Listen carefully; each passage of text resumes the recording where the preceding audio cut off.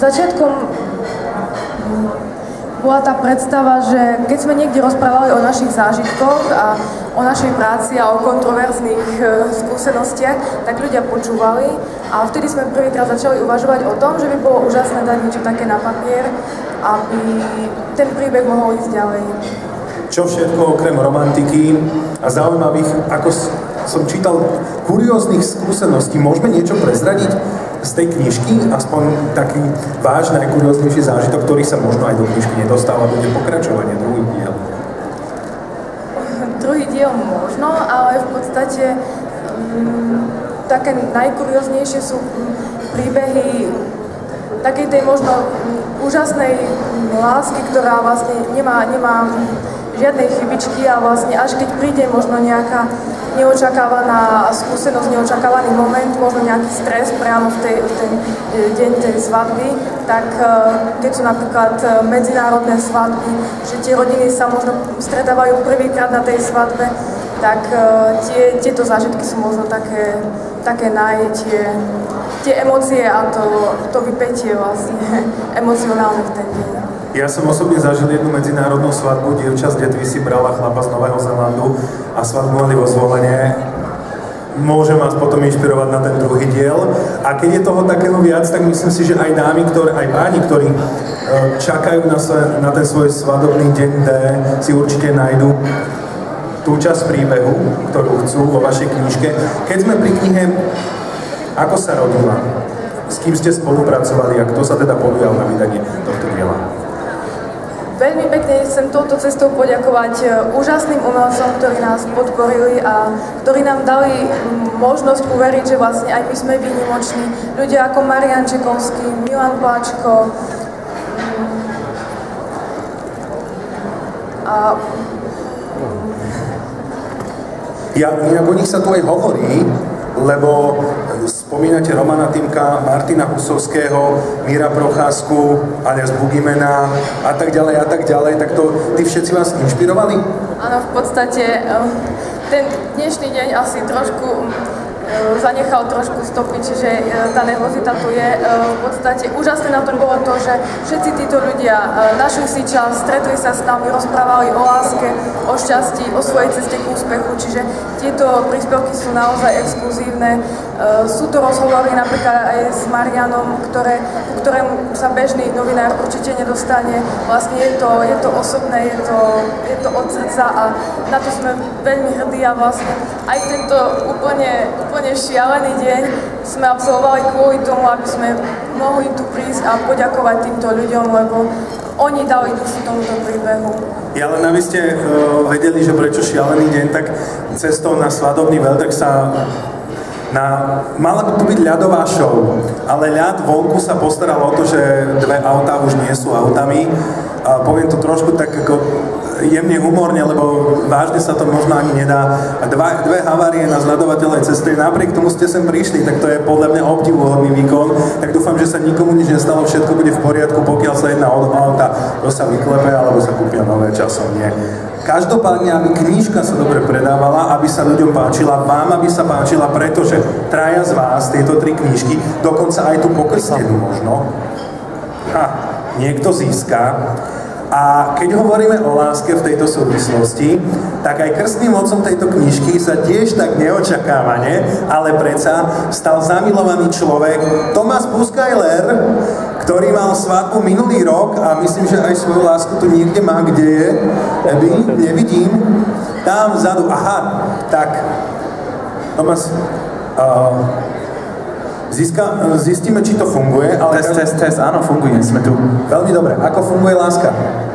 Láska je krásna. Láska na prvý pohľad je, lebo som stretol moju krásnu ženu a bola to láska na prvý pohľad. O vašej svadbe sa veľa hovorilo, ale predsa len keď nie každý sleduje televíziu a číta noviny. Kde ste mali svadbu a kedy?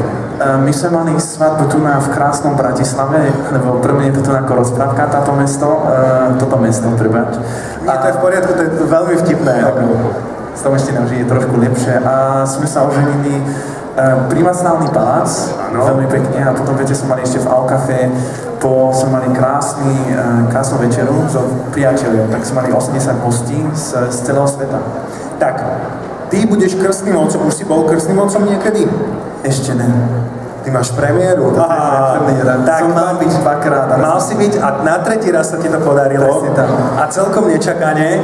Milí priatelia, tak ja teraz si dovolím ti takto odovzdať túto knižku, ktorú budeš krstiť spolu s autorkou pani Danielou Berešovou Ružovými lúpeňmi z ľadovej misy. Tak to je kombinácia naozaj hodná romantiky. Poprosím fotografov, nech sa páči. Pani Berešová, Tomáš Puskajler, ideme na to. Nech sa knižke teda darí a ty si krstný otec, ty vinšuj. Čo želáš knižke? Ja želám knižke veľa zázraky, veľa lásky, aby veľa ľudia túto knihu mohli čítať, lebo podľa mňa je to zázrak a podľa mňa dostanete veľa lásky, keď budete túto knihu čítať. Tak krstím ťa do Rose Pebbles. Co to po anglicky rozpráva? Môžeš aj po anglicky hovoriť. Ne, to je v pohode. Ľudia ma musí rozumieť. Tak tu nakreslím túto krásnu knihu a dúfam, že to veľa ľudia môžu čítať a aby dostali krásny zázrak do života. Ďakujeme veľmi pekne, zaslúži si to potlesk z vašej strany. A napriek teda... Pozor, lebo to je z ľadu a to sa veľmi kýve. Naozaj je to z ľadu, neveríš? Áno. Možno, že si tú misu zoberieš potom. Každopádne, pani Berešová, vám teda želáme ešte viac, čo želal Tomás. A myslím si, že môžeme teraz prísť aj z tvojich rúk, aj z vašich rúk, venovať trom túto knižku. Povedzte prosím nás číslo. Hociaké? Povedzme od 1 do 31. 7. 7. A ty od 1 do 12? 12? No neviem. 7.12. má niekto z vás svadbu? 7.12. Ona má dneska narodeniny. Naozaj? Kto má ešte narodeniny dnes? Nikto. Môžeme dať dáme, ktorá má dnes narodeniny, knižku? Vynikajúco. Občansky nemusíte, nie sme notári. Nech sa páči, my vám veľmi radi tú knižku. Tomás, pardon. Áno. Nech si to teda dá, madam. Nech sa páči, to je vaše. Potom môže prísť od pani Berešovej aj podpis od autorky neskôr. A vráťme sa k tomu dátumu 7.12. Kto má v decembri svadbu z týchto párov? Dobre, december, november. Ja viem, to je zima veľká. Október, vy dve. Nech jedna z vás, áno. Tak poďte nám povedať, že kedy, ktorého októbra to je, prosím vás? 13. októbra v sobotu. Ešte, že nie v piatok. Tak, jedna knižka je vaša z rúk autorky, gratulujeme vám. A svadbu máte v Bratislave? Ja to ešte neviete. Tak, to ste na správnom mieste. Svadobný veľtrh je len pre vás. No, a teraz, keď sme už obdarovali narodeninovú oslavenkyňu, niekoho, kto má dátum najbližšie k tomu 7.12., tak myslím si, že by sme tu mohli nájsť aj nejakú Veroniku. Veronika, tam má dnes totiž to meniny. Môžeme to tak urobiť? S posvetením autorky Daniely Berešovej, nech sa páči, sa knižka ujde aj vám. Poďte sa medzi nás. Aj od Tomasa, podanie ruky, nech sa páči.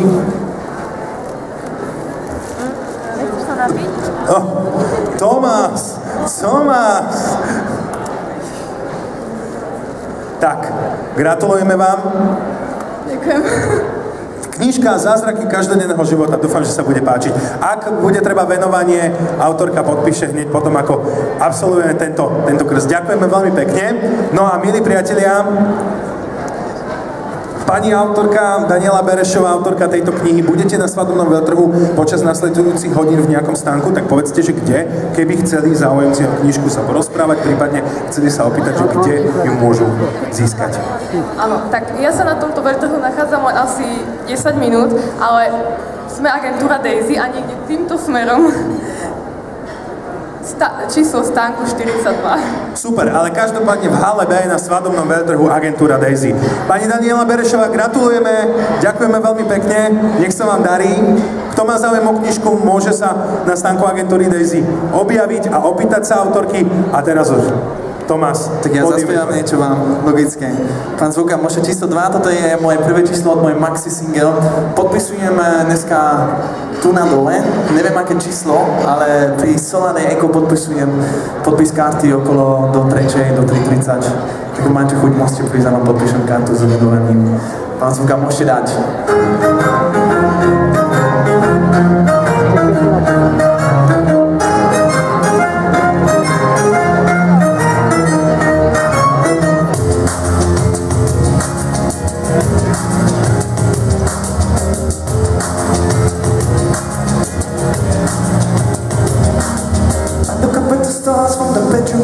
Life is good, life is good. The light of the moon shines through the window on my eyes, it shines so bright, so white, so bright, so white. So much space between the sky and earth to fill. So much distance between you and me, so far away. We can't see where we are, so far away. So we close our eyes. Close our eyes, and I am sitting on a cloud and looking down on the earth that goes round and round and round. Oh yeah. Sitting on a cloud and looking down on the earth that goes round and round and round. Oh yeah. Clouds are going by and the wind is blowing so far, so far. We feel it in our bones. The trees are bending to the ground, making shadows as big as a giant we imagine. As big as a giant we imagine. We can stop this love, even there is a mountain in between our minds, and we are still in the space that lies in between our holes, and we are afraid, and so we close our eyes, and we are sitting on a cloud and looking down on the earth that goes round and round and round. Oh yes. Sitting on a cloud and looking down on the earth that goes round and round and round. Oh yes. I know you know we know each other. Sitting on a cloud and looking down on the same world that goes on and on till it's gone. Till it's gone.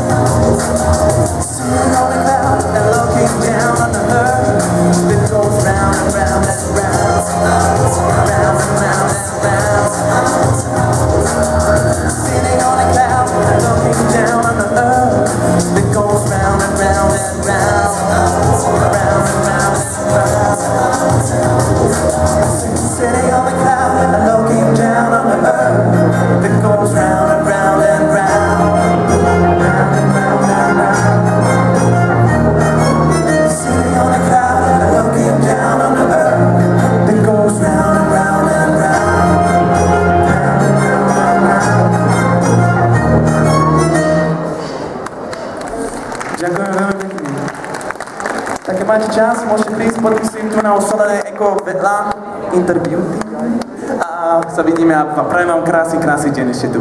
Ďakujeme, Tomás Buskajler, prvýkrát krstným otcom knižky a každopádne, ak by ste chceli podpis, celkom určite vám ho dá aj sa porozprávať, čo má nové, minimálne tento maxi single.